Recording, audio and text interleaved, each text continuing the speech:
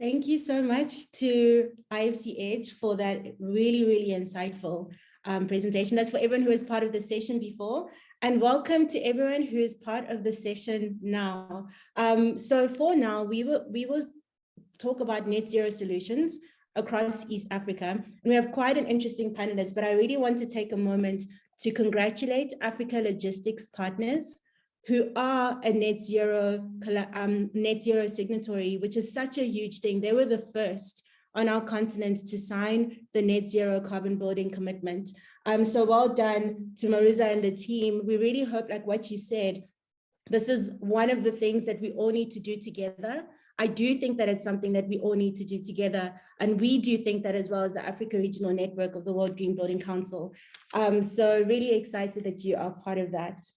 So for this session that we will be having, we're now going to go around the world in East Africa. I do see that there's a hand up, and this one is a session where you can ask questions as we go along. So I know that in the chat box, we had a few people telling us where they're from, and that's awesome because it's great to see people from Kenya. Elizabeth, nice to have you here, and Osama from Egypt. And if you haven't yet put where you're from in the chat, please do put it in the chat, because we'd love to really just find out where in the world you're tuning in from.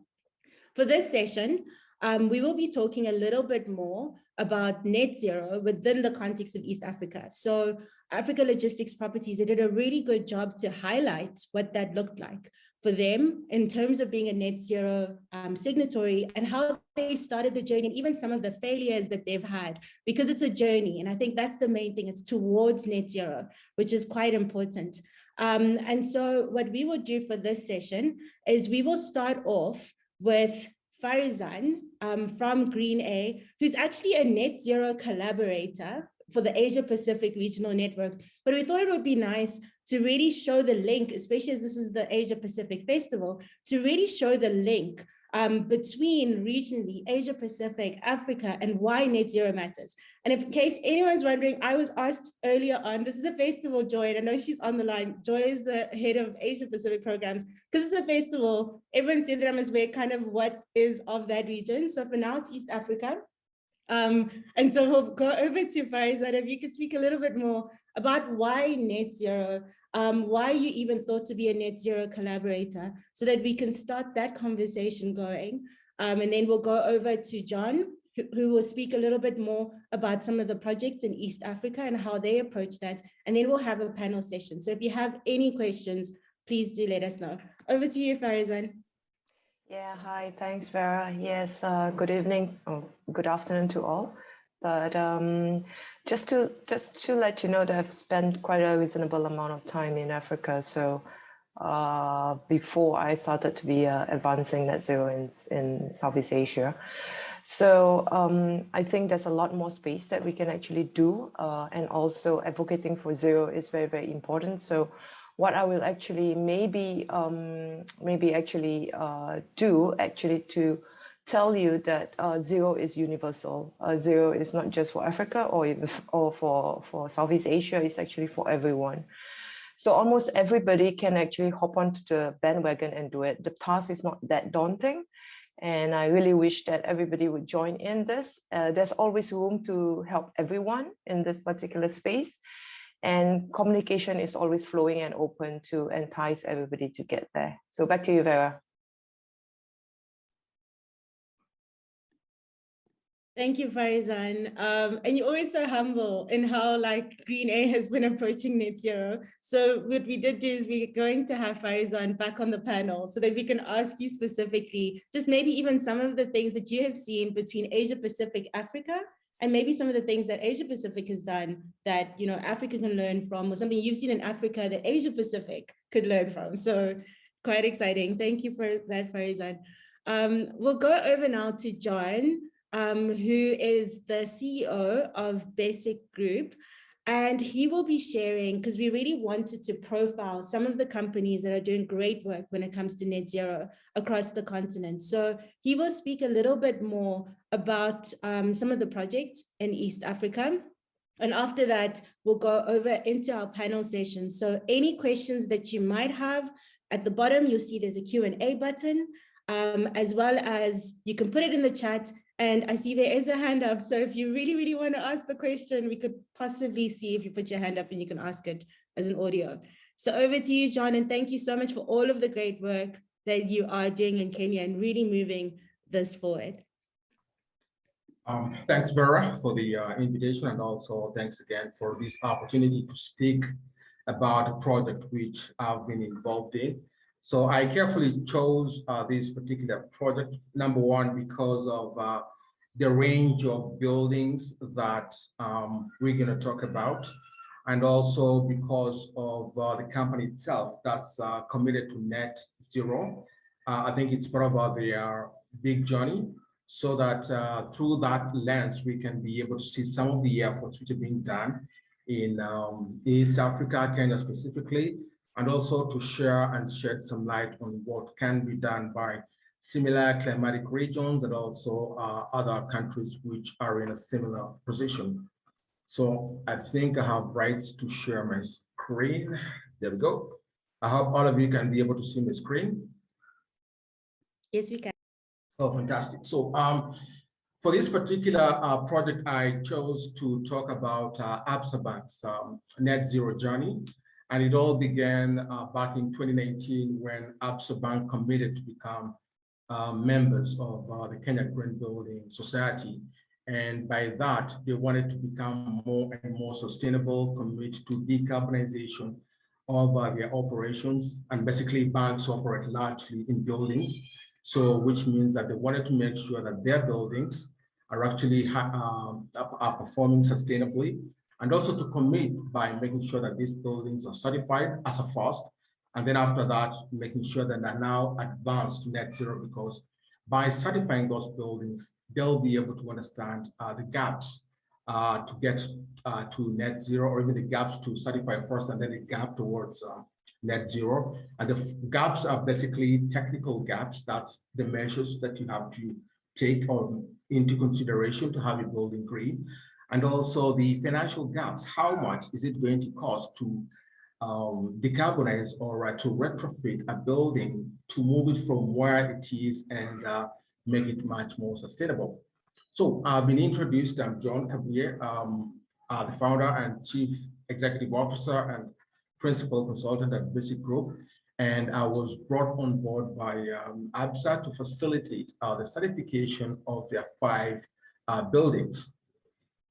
And before I go any further, I just wanted to pause at this particular stage and maybe just share with you about net zero and how I understand it and how I felt like the best way to communicate it to potential clients and also to the general public who keep hearing about this word net zero, but they fail to fit that net zero terminology into their lifestyle, whether you are a developer or whether you are an investor or whichever role that you play.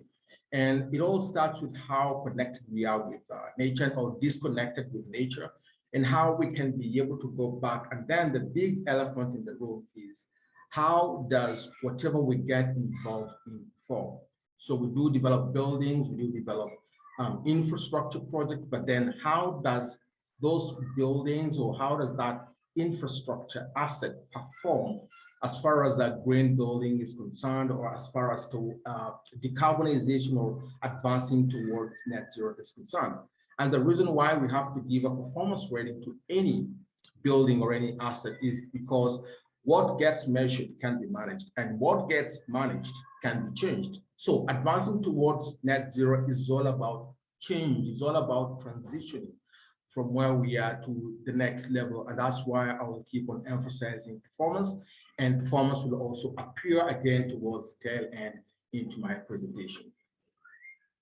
So Absa Bank, about certifying the building. So this was a project that involved 5 buildings, and these 5 buildings were actually spread across 3 separate cities within a radius of about 1,000 kilometers in 3 different climatic conditions. One of them, of course, being a coastal climatic conditions, the other one being the savanna or weed range conditions, and the other one being closer to the lake Victoria. So these are 3 different climatic conditions three different buildings built over different decades. For instance, the building in Mombasa was built back in 1950s.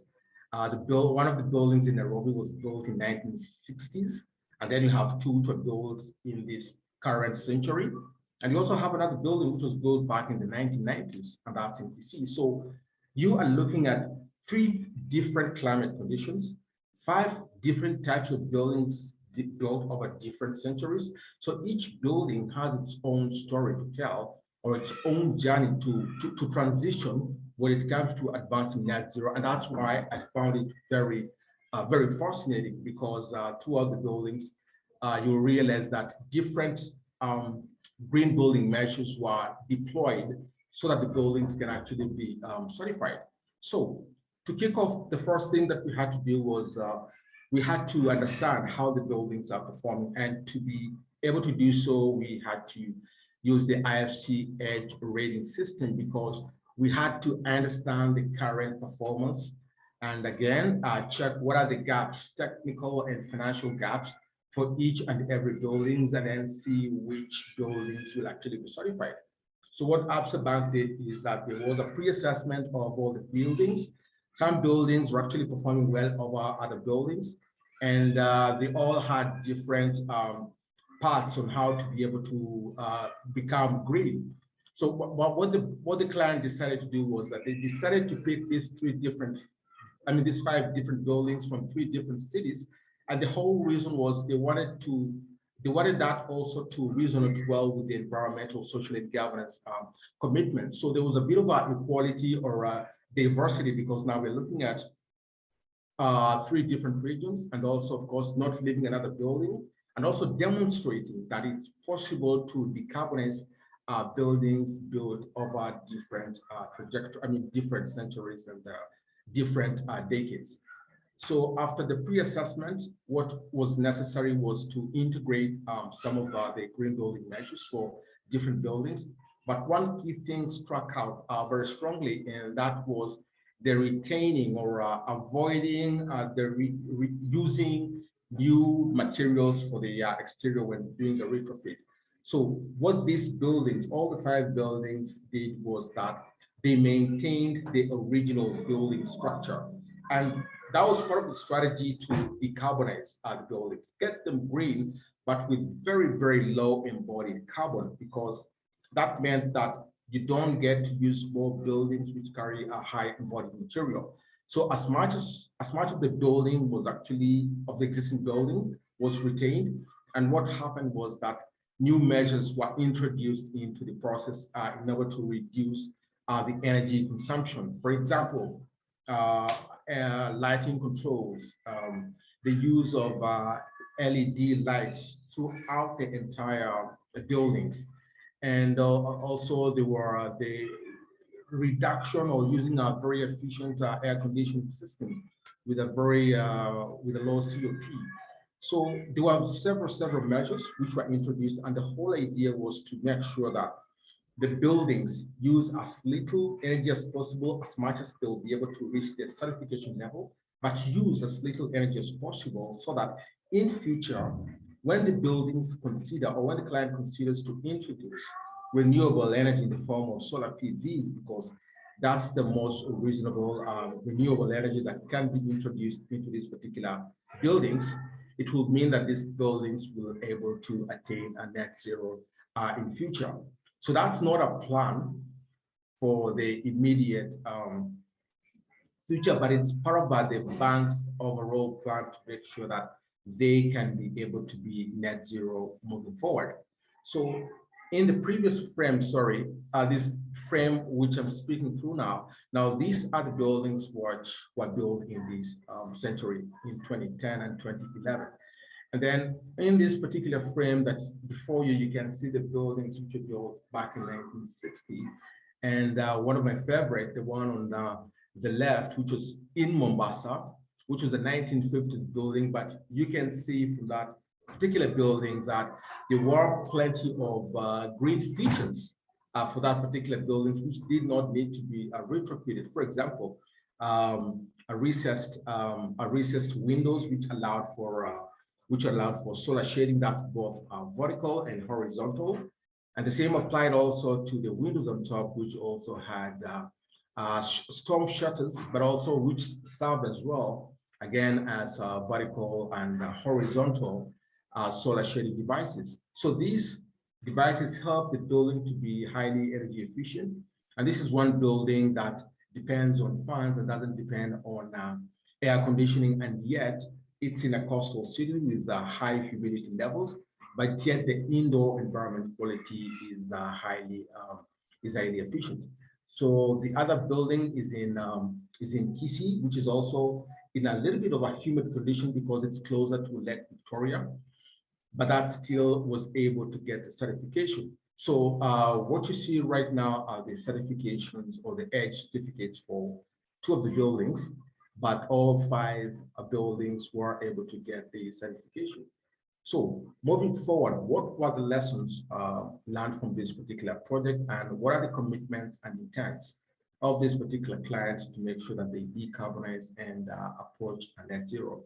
First and foremost, a net zero was a very new term to them, especially when they were grappling to understand getting greener, but they've been able to cross that line, and they've seen that it's very easy to do, and it also makes a lot of our business sense because the bank, from the investments that they did, are now saving as much as from an initial investment of about 45 million shillings, Kenya shillings for all the banks. They are saving as much as 21 million shillings per year on energy savings and water savings. So definitely we are looking at 2.5 payback period for the interventions which were introduced.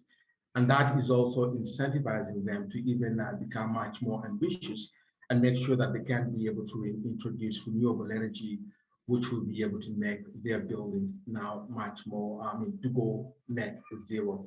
So that's the journey. It's never a one-stop initiative, but it's a journey which will see a lot of evolutions along the way, but it's very doable, especially for this climate condition. So that's just what I wanted to share with you for this particular session. Thank you so much, Lavere, and over to you. Awesome. Thank you very much, John, for that. I've got quite a few questions that I've even been jotting down as you were speaking. So thank you very much for that. And I think what we'll do now then is we will go over to our panelists. So we'll invite everyone, if you could all please switch on your cameras, just so that we can have all of the panelists on the platform, the Zoom platform at the moment. And I think what we'll do is, because there are quite a lot of faces from all of our GBCs, as well as from Green A, who is a net zero collaborator in Asia Pacific, also doing work in Asia and Africa. And then John as well, who is the CEO of Basic Group and former CEO of Kenya Green Building Society. So let's maybe do quick round of introductions. If you could please just say who you are, John and Farizan. I did kind of introduce you guys, but I think it would be great to go around again just so that you can introduce yourselves. Please, can you say who you are and which country in East Africa you're from or based or do work in? So I'll start with you.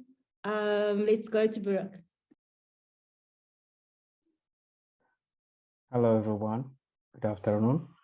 My name is Baruch Garamo. I'm from Ethiopia, currently serving as a program coordinator for Ethiopian Green Building Council. Thank you. Awesome, thanks. And then over to you, Louis. Hello, everyone. I'm reporting from Kenya. My name is Louis Kariuki. I am the Monitoring and Evaluation Officer for Kenya Green Building Society. Nice to meet you all. Nice to have you. So we've got Ethiopia and Kenya. And then over to you, Bahati. Hi, everyone. My name is Bahati Zonga. I am representing Tanzania Green Building Council. Thank you. Okay, awesome. And then we do also have Eve, who's from Rwanda Green Building Organization. And we're just waiting for his camera to be on before we can get him on platform. Farizan, you kind of introduced yourself, but I don't know if you want to do a quick intro just of yourself as well. And the countries. Yeah, hi. Hi, everyone. Hi, Bahati. Hi, Eve. I know it's like 11 o'clock here. Hi, Hey, hi. I actually got a presentation going, but it didn't quite work out there. So nevertheless, yeah, I know. So we're just gonna like speak it out. So I think advocating for net zero and becoming net zero collaborative for more than a year now in Asia Pacific, which is actually almost the same temperature of where the East Africa region is, tropical weather. So we have a lot of climatic conditions that we can actually share. Plus or minus in some countries like Rwanda, where we are 1,450 meters above the sea level. But apart from that, from my sister country of Bahati, that is very much on tropical weather. So I think there's a lot of similarities that we can actually align ourselves, align our thoughts. But however, there's a big difference in terms of diversity, in terms of technology adoption, and also definitely in terms of how we think through buildings. It's quite shocking. How we think through buildings has always been something. I'm amazed how East Africa side actually design buildings and how you're very patient with designing the buildings. However, to get it right is something else. We definitely view things very differently on how we diagnose our buildings, from the cooling down to the heating, down to the facade, to the materials that is being used. And I hope to share along the way from questions and answers and any engagements that's possible. I can speak on behalf of Tanzania as well, because I stayed there for, I don't know, like 2 decades. So on and on. Yeah, I think since we were young, right, Bahati? So I think I can speak a lot. And I think I started with the beautiful country called Tanzania and Zanzibar as well. So there's a lot of challenges, but I think once we move into traction, it could actually get better. Similar to Rwanda, I think we're getting a lot of traction out there. My personal view about zero energy or advancing that zero energy is don't push yourself. Don't gravitate towards certification if you can't do it. Just get through the concept, understand the concept, and get results. That's what we want. We want results. We want results. Whichever one that you have, we want results. So I think I'll end there and turn it back to Vera. Okay, no, thank you. I guess you kind of, in your introduction, almost framed what we really want to talk about here, which is how do we get results? How do we move to net zero? Which is why, John, I think if you can introduce yourself, you did already, but there are lots of people who joined a little bit late. If you could please introduce yourself, because again, it's what you said, Farizan, it's a journey. It's just every step just gets closer and closer to net zero. So yeah, John, if you could introduce yourself. Thanks, Vera, again. So once again, I'm John Kabuye, currently the founder, chief executive officer, and principal consultant at Basic Group, which is essentially professional services consultancy within the built environment. And also we do a lot of our environmental, social, and governance issues. Previously to that, I served as the vice chairperson for the Kenya Green Building Society for like about 4 years. I also headed advocacy committee. And for 1.5 years, I served as the chief executive officer, basically to steer the organization and make sure that it attains the World Green Building Council's established status, which we did, and I'm so proud of that. But most importantly, this was to see that we get a lot of our traction, especially when it comes to demystifying exactly what green building is, as far as green building is concerned, because those are practices which we've been doing here in Africa, but how do you relate those practices with the new terminology, which is flying around and probably maybe confusing the people to think that maybe these are high-end introductions into the building process. But that has also been a very successful process where people can now be able to relate to a lot of these green building practices with sustainability. And the fact that we were able to certify buildings built back in 1950s and 40s to the current green building certification systems, it sent a strong message that green building is actually possible. So now we can confidently talk about the new conversation around us, which is advancing towards net zero, and that it's also achievable as long as we commit to get onto that particular journey. So that's just a bit of my introduction I wanted to share with you again. Thank you. Awesome, thank you. I can already feel that this discussion is going to be quite good. Got a really, really strong panel. I know, Eve, your camera was struggling to switch on. I'm not sure if you're able to unmute. Yeah. Eve is part of Rwanda GBO. We'll just see your name. That should be fine. If you can Okay. introduce Sorry, yourself. sorry for the inconvenience. Yeah, No hi problem. everyone. Yeah, so my name is Yves Sangwa. I'm from Rwanda Green Building Organization. I'm currently as CEO. We have been in this movement since 2016, partnership with Farizan and the government of Rwanda. Regarding the net zero, the government of Rwanda during the COP26, our right prime minister did a commitment that by 20 in coming decades, the emission will be reduced by 38% and reach the net zero by 2050. So this is the government ambition. However, on the ground, each work on the buildings, on NDCs, the NDCs are focusing on energy, energy efficiency, energy in buildings, energy in general. So I think as GBC, we should also fit in this platform in order to get support from the government and also to be relevant in the market. There are some initiatives which started targeting net zero, but they're mostly focusing on e-mobility. Like a company like a telecom company called MTN Rwanda launched a project on zero to reduce the freight by electrical vehicles by 15% in 2025. And also the government is pushing the public transportation. By 2030, 20% of the fleet will be electrical. So the Gandhi Net Zero is going in this direction more on e-mobility. And as GBO and the buildings should also get how we can fit in. I've been discussing with you and Farizan on how we can try to get maybe one pilot project so people can come and see and think that it's not from Europe, it's not from Singapore, it's also going to happen in the country. Thank you. Awesome, thank you. Viruk, Louis, and Bahati, Farizan, John, and Eve really introduced themselves. So I think we'll have to go to some questions to you at some point. But I think maybe what you just said, Eve, is so important in terms of, first of all, getting the buy-in from the government and really getting people, I think, John, you even mentioned in your presentation, crossing the line. Like, how do you get people to cross that line into net zero? So I'll start with you, Farizan, from your experience. How would you say people kind of went from just doing green buildings to now really going towards net zero in Asia Pacific? And what are some of the observations that you've made? Earlier, you said there are quite a few differences. I think it would be nice to kind of start there, especially with this being an Asia Pacific festival, and then segue into just East Africa experience as well. So how did they get to cross that line? Well, I think I have done close to 20 zero energy and positive energy.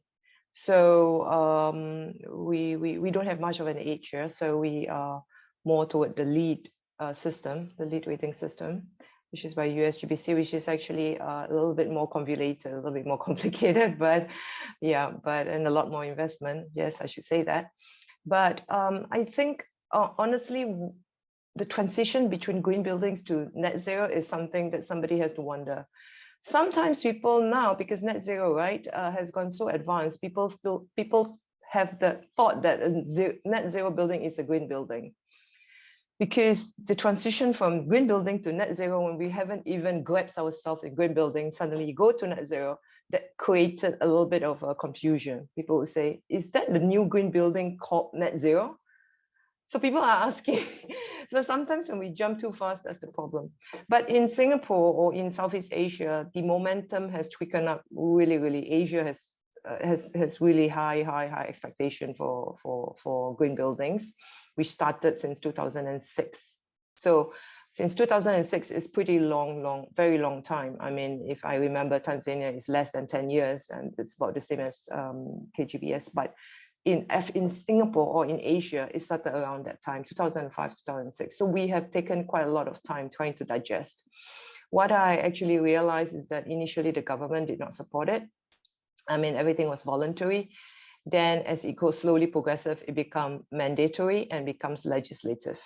And once it becomes legislative, obviously you have the number that is for the green buildings. And as we are now, that number is not sufficient enough for our NDC. And therefore, that's when we changed it into to be net zero. Our commitment of net zero is actually by 2030, and 80% of our building stocks are to be green by 2030 as well. So it's always harder to talk about existing building, right? There's a lot more investment, like what John said, there's a lot more capital to think about, there's progression to think about, and there's of course risk, because preservation of new buildings or existing buildings is always difficult, because the building structural integrity has to be questioned, fire safety has to be questioned, a lot of things has to be questioned. You know, safety is number one beside talking about sustainability, because you don't want the building to collapse, right? So we always go through that first before we go into sustainability. But however, we are very good in upgrading to net zero. Upgrading means we do facelift. Somehow in Africa, it's not a trend to upgrade. They rather build new, which is easier. But in here in Southeast Asia, upgrading of facelift, or what we call urban renewal, is mainstream. We do that all the time. So what we are only focusing mostly is facade. So we have a very smart way, I would say, of computing the facade of short wave radiation and long wave radiations, and also for cooling loads. So our building intensity is, we are looking at about 70 kilowatt hour per meter square per year, or less than 100 kilowatt hour per meter square per year. And buildings in Africa is actually having, non-green building is having at least 250 or above kilowatt hour per meter square per year. Well, that's like, you know, more than half less. So it's a little bit stringent, but I would say our efficiency in cooling is super high. Some of the products, right, we have here is really not available in East Africa. It's amazing. They don't even sell. The cooling system that you use there with the same names like Mitsubishi, Daikin, LG and whatnot, they don't have the same machine up there. And so that creates the limitation to what we can actually do. Is because through agency, there's restrictions. And also they say there's no demand. Can you believe it? They said there's no demand in Africa for higher energy efficiency. So you never get there. So that's something unusual, but it's, I mean, after more than 20 years doing this, I realized that we have to do a lot of calling to get what we want over there. The blessing part is you have less regulations for your buildings, which means putting solar panel is better. For us, we have very high regulations for, very, very high regulations for solar panels. Between the fire codes that we have to pass, age differences between the age differences of the building, we can only put less than 2.5 meter boundary.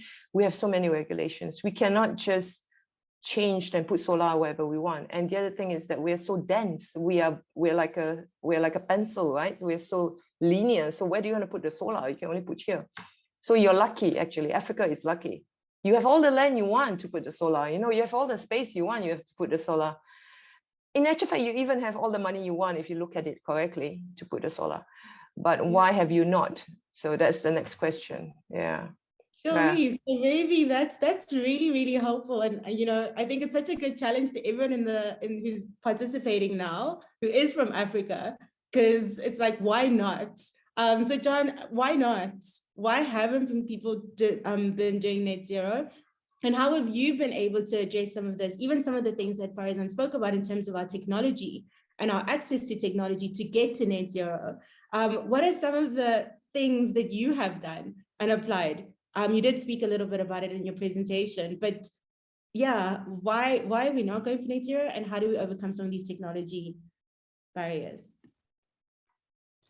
Yeah, thanks again, Vera. And I must say that I think it also has to do with bridging. Let me just say bridging. How do we bridge technologies? How do we bridge culture? And through that, the bridging of culture and technology, we can be able to pass on this information and communicate to those people who are responsible for developing structures which should transition us towards net zero. And I say so because I've been involved in a project.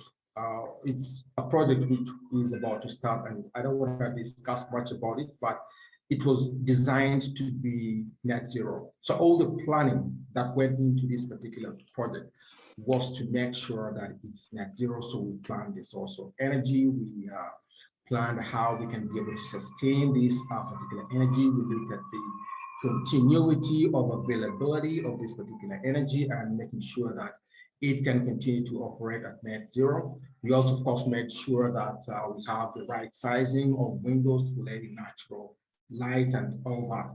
So you will be surprised that we had to apply circular principles as a source of generating energy, because we were looking at introducing biogas into this particular project. So biogas was supposed to be part of the energy mix for this particular project.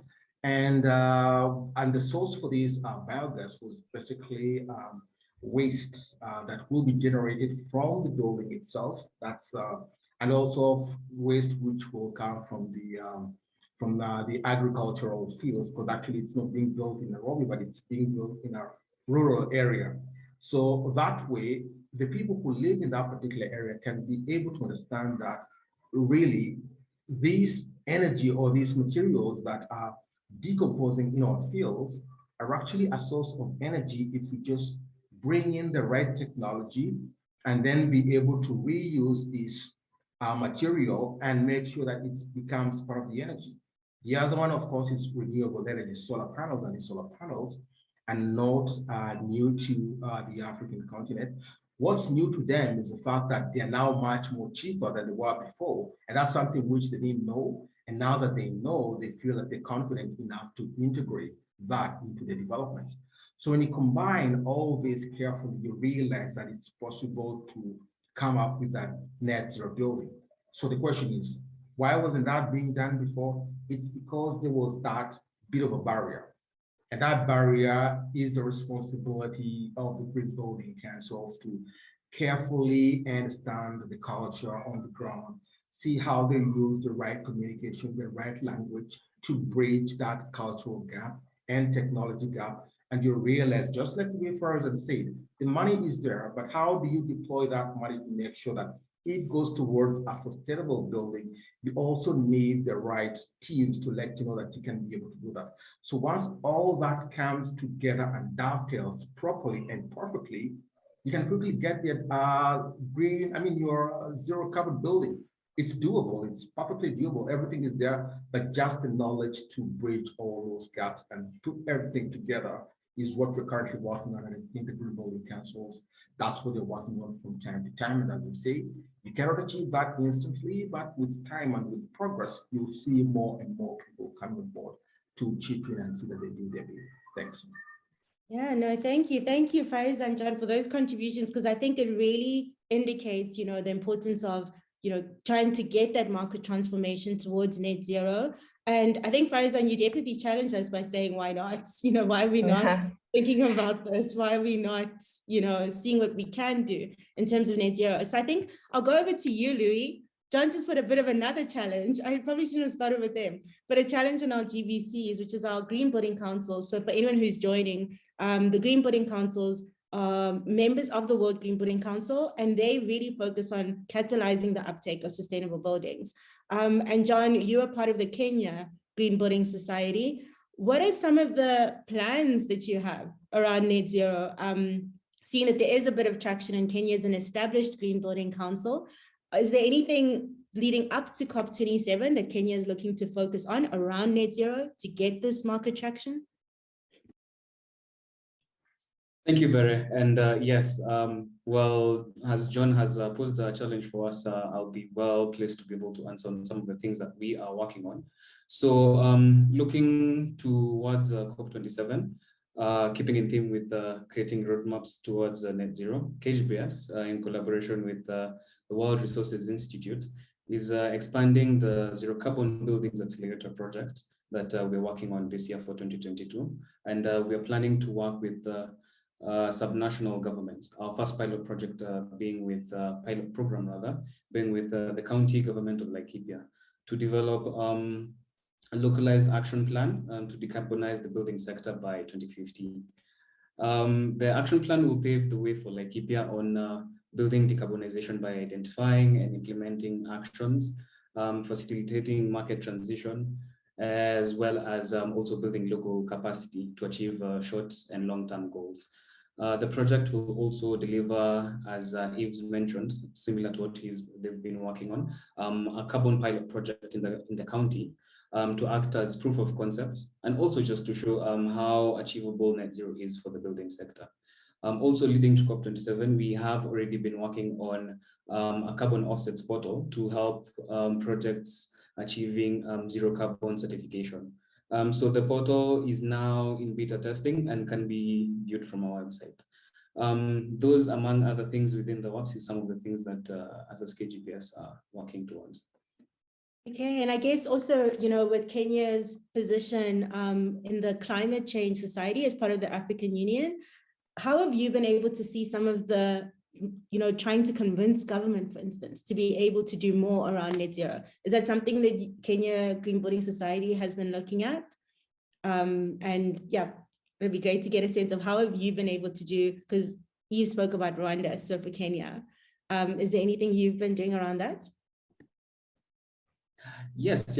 So with starting from a high level trickling down, Kenya also, for one, is looking to achieve low carbon, climate resilient development pathways from the Paris Agreement that they signed in 2015. So with the target of achieving an abatement of 30% in greenhouse gas emissions by 2030, the NDCs that was set out by the country initially talks about the expansion of geothermal, solar, wind energy, and other renewables, as well as clean energy options for 2030, as well as the enhancement of energy and resource efficient buildings across all sectors.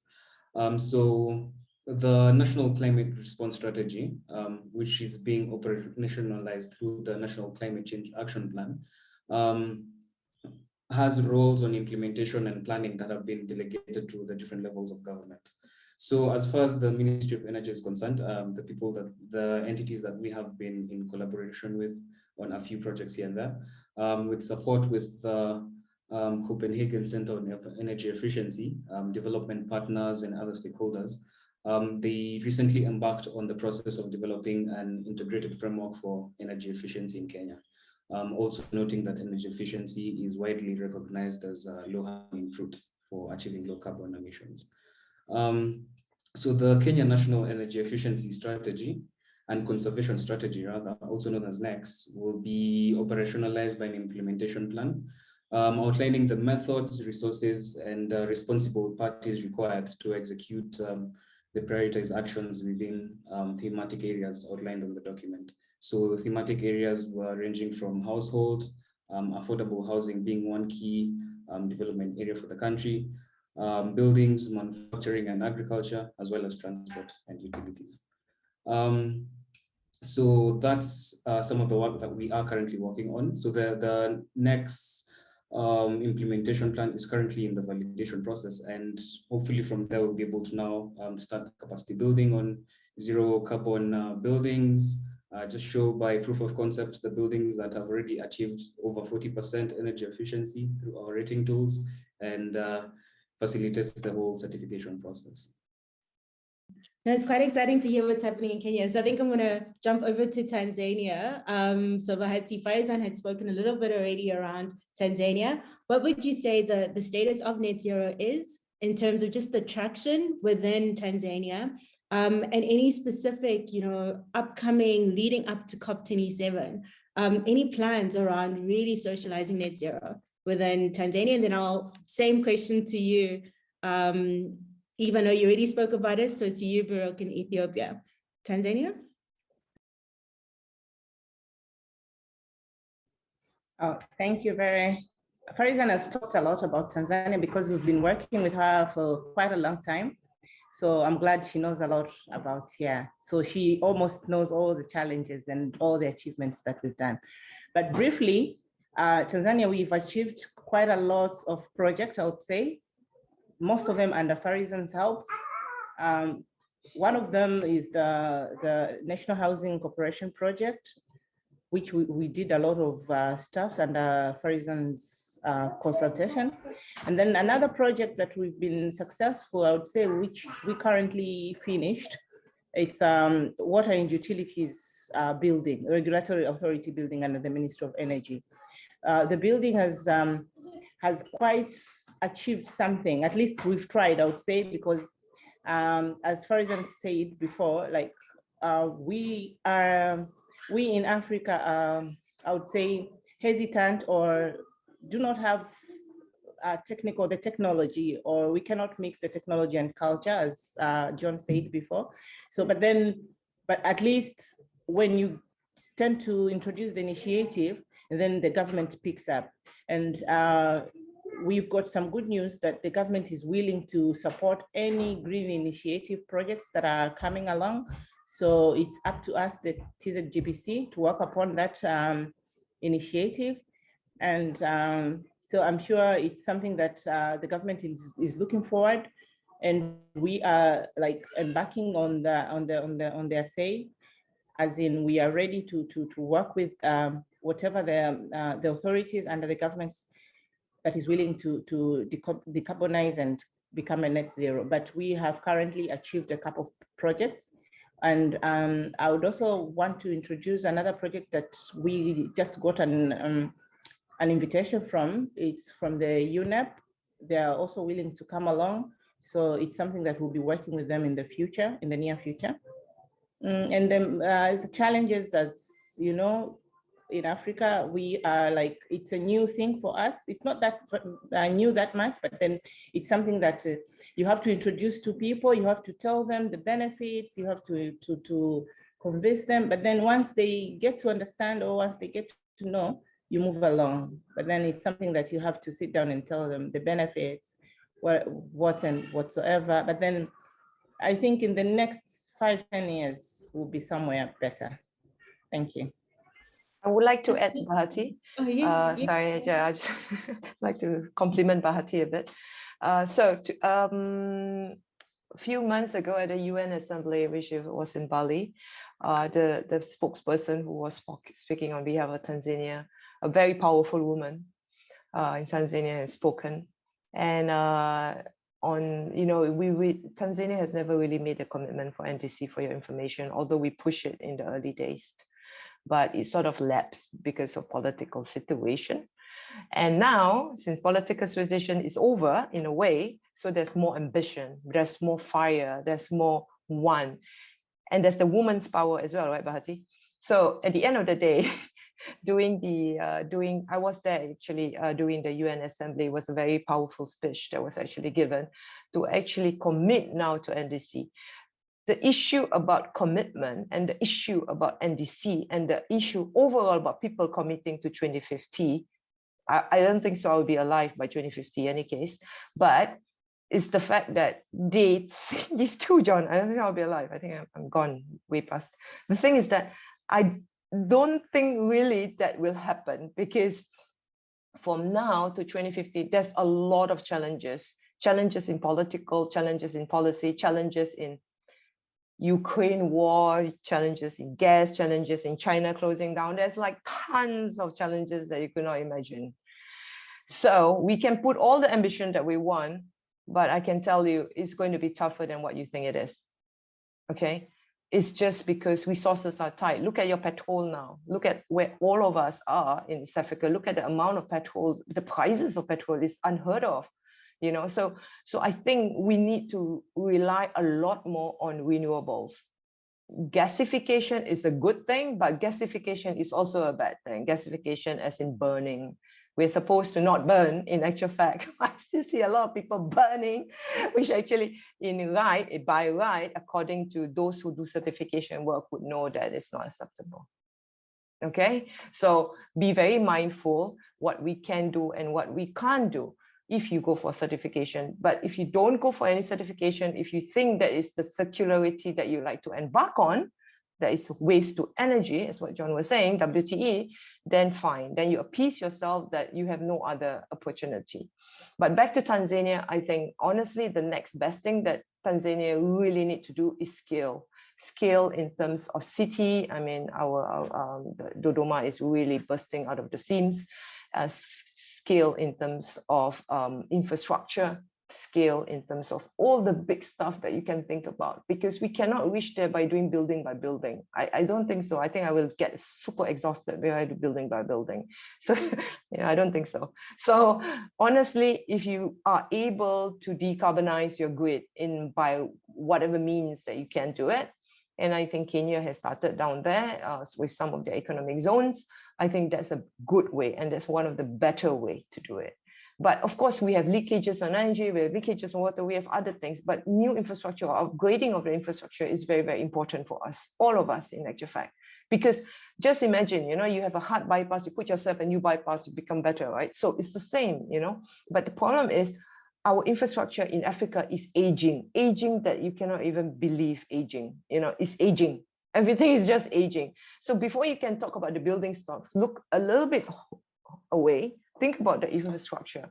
Tanzania has a lot of resources. We are actually rich in resources beyond that you can even imagine, that Tanzania has. But how to make use of those resources to our benefit, to the environmental benefit, somebody needs to kickstart that game. Yeah, that I can tell you. Yeah.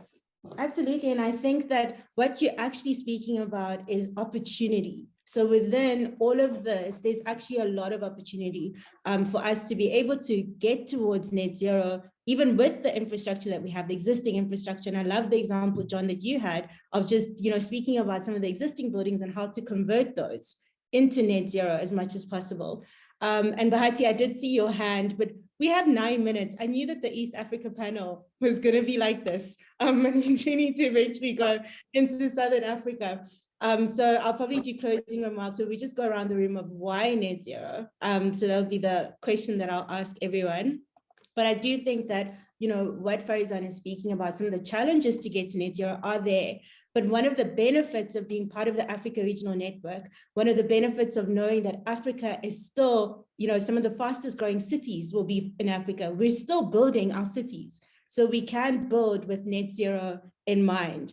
So I almost, oh man, I have 8 minutes and I still want to get to Ethiopia and then have everyone have a moment to really talk about, why net zero? With all the challenges that we have, why net zero? Why do we see this as an opportunity and the role of green building councils to move this forward from all the lessons learned across the region? Eve, I see you're ready to speak. So maybe I'll go to you and then I'll go to Thank you.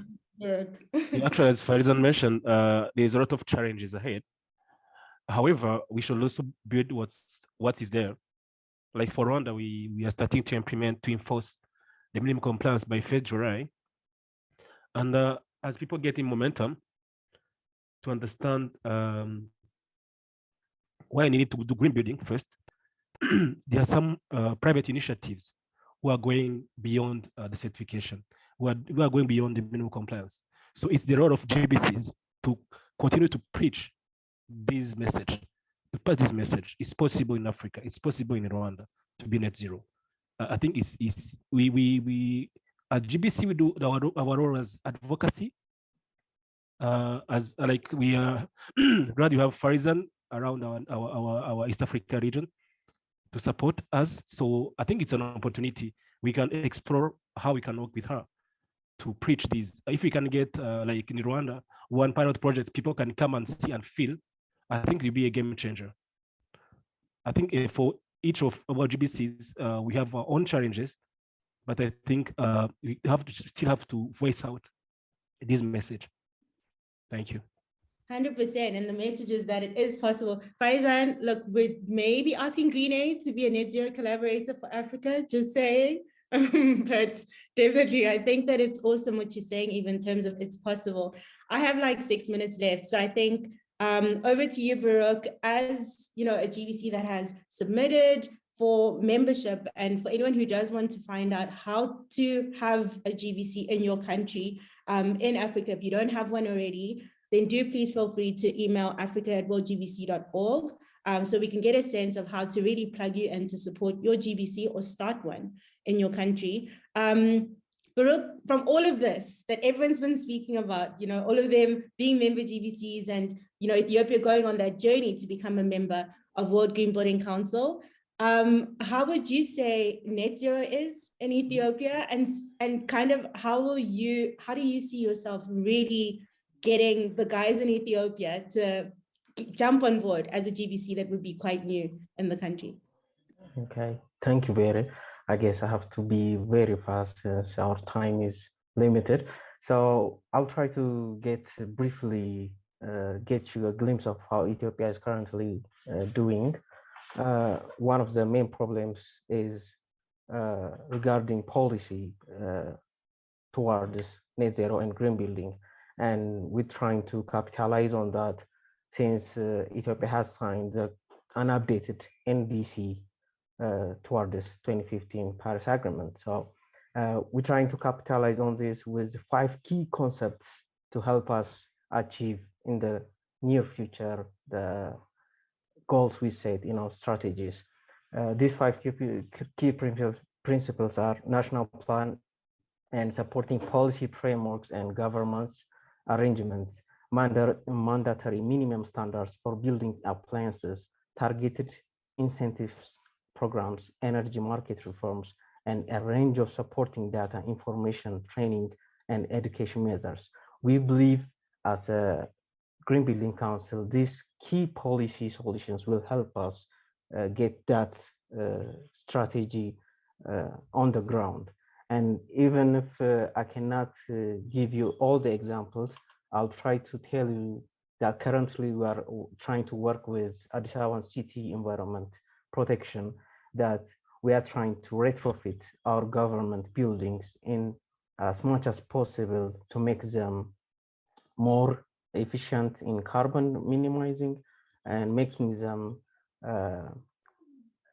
or increasing the environment, the inside, the air qualities and such. So I'll be ending with that. Thank you, Vera. I'm pretty sure we'll have further discussions in near future. Absolutely. And this is the first time we've done something like this because our network is growing so much and our continent is so large, and it's, every region and even every country and every city within a country has got such a different context. So it's really been great to have this conversation with you all at whatever time it is. I think it's almost 7 o'clock East Africa time. So really quickly in like 15 seconds, I'll do quick closing remarks and I'll go around the room. If you could say why net zero in Africa? Why does this matter? Building to COP27, why does this actually matter to Africa? So I'll start with you, Farizan, and then I'll go around on my screen. 15 seconds, plus minus. Yeah, Africa, I mean, there's no stopping, you can't wait for policy to come in, you can't wait for legislation, actually, you can't wait for the next election also. So everybody has to wait for the next election for whatever reason, I don't understand, but okay, but you just have to do it now because the climate don't wait for us. The climate will not wait for incentives. The climate will not wait for policy. The climate also will not wait for the next election. So whatever you want to do, you do it voluntarily. Think for the environment for once, although value and economic value is important, but please think for environment. Thank you. Thank you. Thanks, Farizan. Bahati from Tanzania Green Building Council. Net zero for Africa because we have all the resources are available, abundantly available. So it's something that is there, I would say. We just have to use it. Yep. 100%. Thank you. Louis from Kenya Green Building Society. Yeah, so net zero buildings because the ultimate goal is sustainability. And if I may just briefly go through as I go do in most of our building capacity building sessions, is the main goal of sustainability being to meet the needs of both the current generation and future generations. As the Kenyan stroke African proverb goes, this land of ours, this environment of ours is alone given to us by our offspring or our future generations. So it's our mandate to be able to take care of the natural environment, support the regeneration, as well as also promote the comfort and well-being of the people living within inside. So also in closing, borrowing from the very well-known tagline that sustainable buildings for everyone everywhere, it also calls for everyone everywhere to do their part for us to be able to build and operate sustainably. Thanks. Thank you. Thanks very much for that. Eve, Rwanda Green Building Organization. Thank you, Devo, for this initiative. I think we should take it from here. Try everyone in his GBC to try to push. If Farizan is around, we can contact her, I think, anytime she's available. So we can maybe give us a target by 2030 as other governments or whatever, we have achieved XY. Yeah, thank you. Thank you. Thanks very much. Baruch, as a council that is going through the process of becoming a member GBC, Ethiopia? I believe choosing net zero will future-proof our projects, our designs, construction, and our building performances that will lead us to a prosperous and sustainable future for us as a current generation and the communities we serve, and for the future generations we are borrowing from. So I believe it will be a good path. Thank you. Awesome. Thank you. Thanks very much. And Sarah, we see your comment, a just transition for Africa. We know you're in Egypt, so definitely it's awesome to have your comment. And we look forward to COP27 happening in Egypt. So last closing remark, John, on behalf of this session. Thank you so much, Vera. And I can confidently say that the lowest carbon cities are going to be in Africa, and the most net zero buildings are going to be in Africa. I can confidently talk about that right now because I know all the necessary resources are there. And now even the knowledge to be able to put all that together is here with us through the Green Building Councils and the extensive networks all over Africa. It's all there, it's all in place. We just need to put everything in place. Of course, it might take us a bit of our time here and there, but that isn't a barrier at all. Time will not be a barrier at all, also for Africa to be able to put all that together. So I can confidently speak about that. And I can also confidently speak on this call that some of the indigenous technologies are also making a comeback. I want you all to go look for the hospital, the Children's Hospital in Uganda, Entebbe, where they've actually been able to modernize the traditional building technology of using mud on thatched studs, and that is completely zero embodied energy because there was no use of mechanical initiatives whatsoever. It was all purely human knowledge and human innovation, and they successfully put up very good building structure. And with that, it has actually inspired a lot, and we can now be able to employ that moving forward. You can see that we can quickly and easily come up with those cities. And that's why I speak with a lot of confidence when I say that they are going to be in Africa. Thank you. All right, thank you to every single one of our panelists and for every person who has been watching this session. We are a little bit over time. I tried my best, but thank you to every single one of you. We can confidently say that the net zero cities and buildings will be in Africa. And I really want to thank every single one of the Green Building Councils and all of the work that you've been doing across our continent, building to COP27. So over to we'll do a little bit of a transition break so that we can get our South Africa or Southern Africa GBCs to be part of the next session. But thank you to every single one of you. Thanks. Thanks, Vera. Thanks, Vera.